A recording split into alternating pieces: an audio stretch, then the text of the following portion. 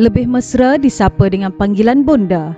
Dilahirkan pada 31 Julai 1961 di Kuala Kedah, hasil perkahwinan Haji Ismail Jusoh dan Hajah Mahman. Beliau yang kini menetap di Kampung Batu Lima Sek merupakan anak ketujuh daripada 9 orang adik-beradik. Diijab kabulkan dengan Encik Haji Zainal bin Hamid sejak 9 November 1989. Pasangan ini telah dikurniakan 3 orang cahaya mata, iaitu Nurul Hidayah, seorang peguam, Muhammad Fakarudin, seorang arkitek, dan Nurul Najihah, seorang jurutera. Menyingkap sejarah pendidikan beliau, ia bermula di Sekolah Rendah Padang Tembak, Kuala Lumpur.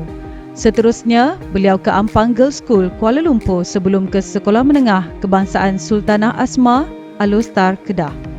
Beliau melanjutkan pengajian tingkatan 6 di Kolej Sultan Abdul Hamid, Alostar, Kedah.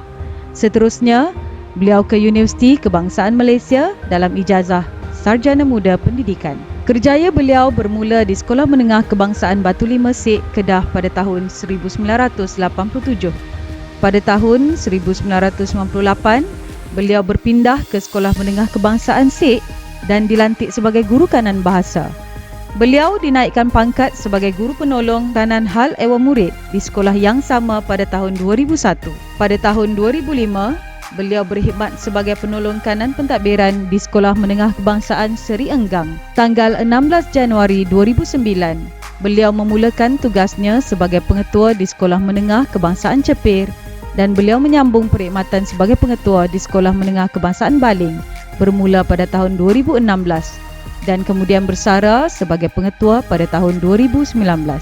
Terima kasih Daun Keladi atas jasa sumbangan bakti. Budi Puan tidak terperi, akan dikenang sehingga mati.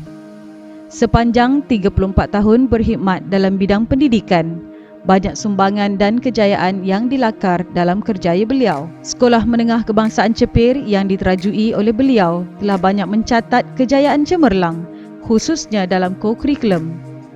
Antaranya ialah tempat kedua projek terbaik Sekolah Lestari, Anugerah Alam Sekitar peringkat kebangsaan. Tempat kedua, Anugerah Alam Sekitar di bawah program Alam Sekitar peringkat kebangsaan.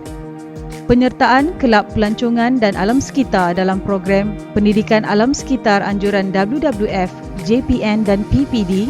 Tempat ketiga, Syahrana Agama kategori lelaki dalam Majlis Tadarus Al-Quran Sekolah-Sekolah Kementerian Pendidikan Malaysia peringkat kebangsaan kali ke-39 dan Perkhemahan Kadet Bomba peringkat kebangsaan kali ke-23. Sementara di Sekolah Menengah Kebangsaan Baling, beliau turut meneruskan kecemerlangan dalam co-curriculum. Antaranya ialah juara peringkat kebangsaan pertandingan Toyota Eco Youth pada tahun 2018, juara peringkat kebangsaan kawat kaki KRS Wanita 2019. Pasukan tinju telah memenangi 1 emas dan 7 gangsa di Karnival Bakat Pelapis 2018 peringkat kebangsaan. Seterusnya, menjuarai peringkat antarabangsa pertandingan merentas halangan KRS Wanita 2019 dan mendapat tokoh kepimpinan menengah Persatuan Puteri Islam Malaysia PPIM 2018 peringkat daerah Baling Sek.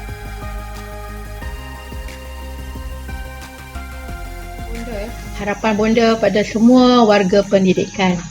Pengalaman Bonda yang telah berkecimpung dalam dunia pendidikan hampir 34 tahun. Naluri seorang pendidik itu tetap ada. Dan Bonda berhasrat dan berharap pada semua warga pendidik. Roh seorang guru sangat-sangat penting. Amalkan budaya penyayang, hormat pada pemimpin kita, rakan-rakan sejawat, bersedia menghadapi cabaran dan sentiasa berfikiran positif. Apatah lagi dengan dunia yang semakin bercabar. InsyaAllah, roh seorang guru akan tetap bersemadi di hati kita. Sebagai guru tetap guru. Jasamu dikenang, budimu tak terbilang, semangatmu dijulang, kepimpinanmu gemilang.